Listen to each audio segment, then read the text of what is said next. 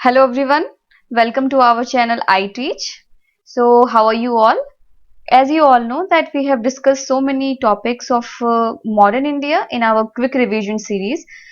Today as well we are going to start a very important topic of history as well as important for polity, and that is constitutional history of India under British. So as you know that East India Company came up as a trader, but slowly they became a territorial power. But in between, many problems were also there, like East India Company's members started private trading, started taking presents, bribes, and also exploitation could be seen there. As well as human rights movement were also going on in the Britain. So all these things forced British Parliament to came up with some acts to regulate the activities of East India Company. So finally they came up with different kind of acts like Regulating Act, Pitt's India Act, and so on. So we will be discussing this one by one. First act was Regulating Act of 1773. This act is of great importance because it was the first step taken by the British government to control and regulate the affairs of East India Company in India. So the provisions of this act was first the Governor General post was created. Means Governor of Bengal was now designated as Governor General of Bengal. So first Governor General was Lord Warren Hastings. Another provision was the Executive Council was created for assisting the Governor General, and this council had 4 members to assist the Governor General.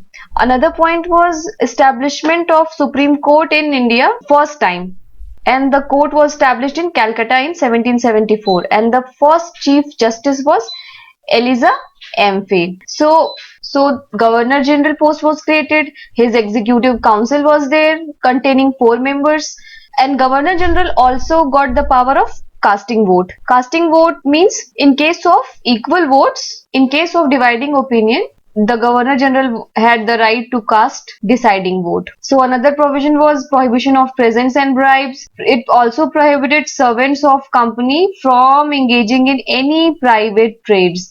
You remember, this was also a major problem in those times. Another was court of director who were elected every year were supposed to be elected after every 4 year. Now every year to every 4 year. So these were few provisions of Act of 1773, that is Regulating Act of 1773. Another act was Pitt's India Act. In this act, so to rectify the defects of Regulating Act of 73, British Parliament passed this act, and also the Act of 1781 was amended, and then it act was Pitt's India Act. So in Pitt's India Act, number of Governor General's Council, Executive Council members was reduced to 3.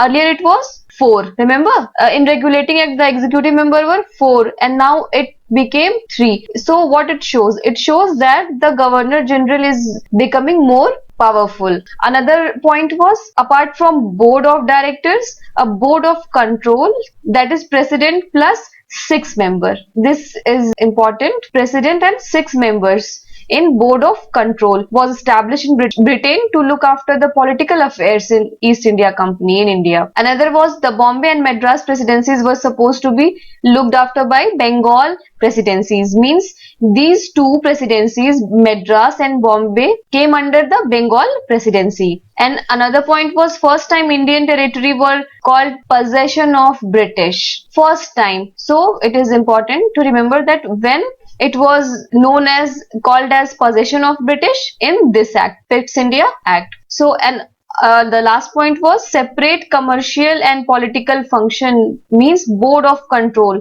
What it shows? It shows the separation of commercial and political function. So here comes another Charter Act, and that is 1813 Charter Act. So in the Charter Act of 1813, the main point was monopoly of East India Company was ended, except the trade in tea and trade with China. These 2 you have to remember. The trade with tea and C means tea and China. Except these 2, the monopoly of East India Company was ended. And another was first time one also rupees 1 lakh sanctioned by British Parliament for the spread of education in India. This was the first time when any money had been sanctioned. Another provision was companies recruits to be trained in UK, and the last thing was official permission to the Christian missionaries to spread the education. So next was the Charter Act of 1833. So this act made the Governor General of Bengal as the Governor General of India. So first Governor General of India was William Bentinck. So the Bombay and Madras presidencies were subordinated to the Bengal presidencies finally. And the important feature was also this one: all trading activities of East India Company came to an end, and including the trade with tea and China. Earlier they have got these two things, but now complete end of these all trading activities of East India Company. In this act, a clause was inserted which declared that no one can be discriminated on the basis of religion, race, sex, or place of birth in the matter of public appointment and employment. So earlier it was a kind of discrimination, like they can nominate anyone, but now it had come towards the transparency. So in our constitution as well, you can find this became from 3 to 4 members. So in regulating act, there were 4 members. Again in Pitt's India Act, 3. And now in this act, again the 4 members. And the thing, so tell me in the comment box below which article is that. Okay. So next is a law member was added in Executive Council of Governor General, and again another member was Lord Macaulay. So the first law member was Lord Macaulay. Another feature was Governor General in Council was to make laws for all British India. So this is becoming centralized.